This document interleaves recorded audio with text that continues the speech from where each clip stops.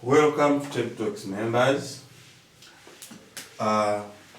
We are for biology and we are going to focus in this episode.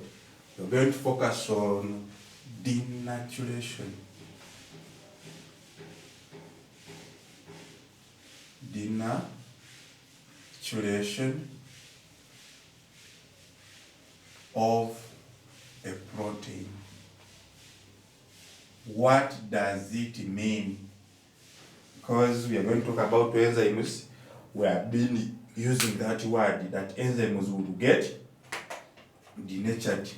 But what does it mean in the details? This refers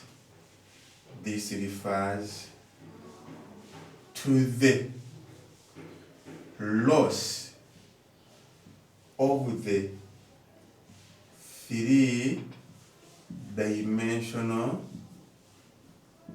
functional structure of a given protein. In other words, the protein loses its function. It still remains a protein, but its function is lost. So let's remind ourselves a bit here. We had the first functional structure which would take up the primary structure, maintained by peptide bonds. If you were to denature the primary structure, it would mean if you breaking of peptide bonds, let's say by peptidases, meaning when polypeptide chains get digested in the alimentary canal by peptidases, when peptide bonds are broken, that protein has lost its function. That one is helping us to answer one question. Why isn't therapy, drugs for diabetes, insulin, which is a hormone and also a protein, why isn't it taken as tablets through the alimentary canal, but rather as an injection? It is because of this. This would happen.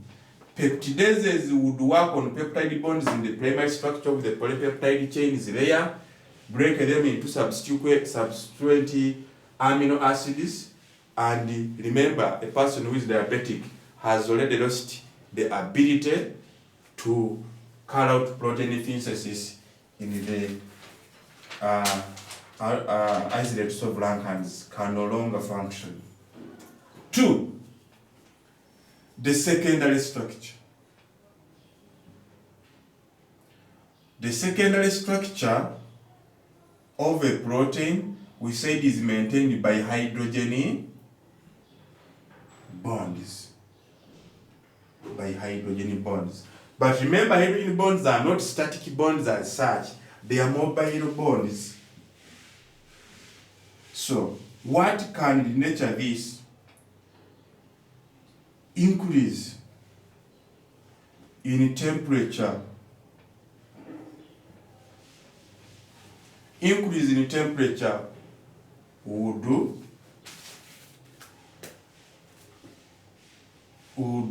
destabilize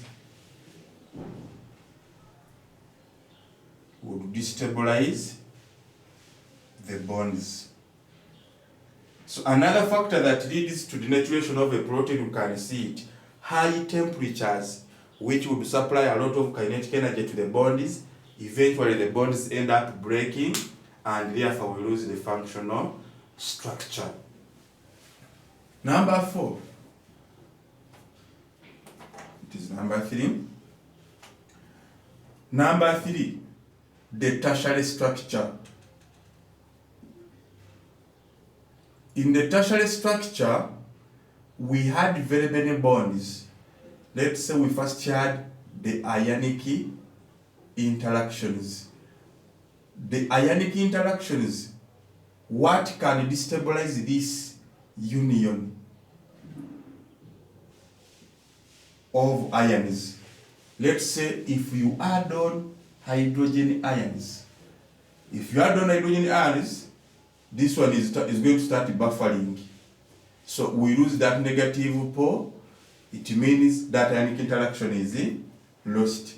If you add on hydroxyl ions, this group will start buffering and we lose that positive charge. It means this interaction is going to be weakened.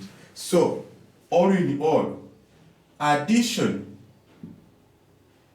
of bases and acids to a protein denatures it. Let's say if you put salt in milk, it curdles. It solidifies right away. Why? Either the salts have come with sodium ions that are going to strengthen the interactions further or destabilize the interactions further.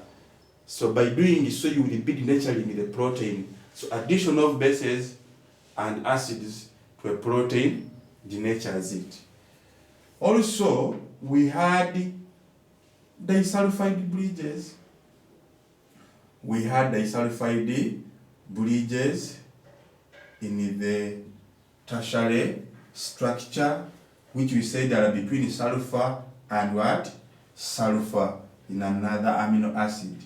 This one is a little bit elastic, but increase in heat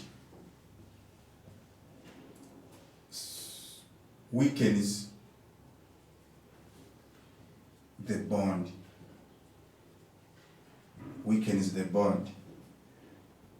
If it weakens the bond, we can say scenario in air palming. In air palming, when somebody goes for air palming, air contains a lot of sulfide bonds. Heat is applied. When heat is applied, the hair elongates. The air even straightens. But after some time, the bonds can reform back because what we have done, it is not destroying of the amino acids, but rather destroying of the bonds that keep the three-dimensional structure. Even stress, majorly mechanical stress. Mechanical stress to a protein can lead to the stabilization of very many bonds, even in the hydrophobic interactions. So you know, we have been doing very many things and knowing that when somebody goes for air palming, when somebody adds vinegar to meat, to tenderize it, what is he looking at? Is he looking for this to destabilize the ionic interactions within the meat, such that the collagen fibers are free? We have been cooking meat to make it tender.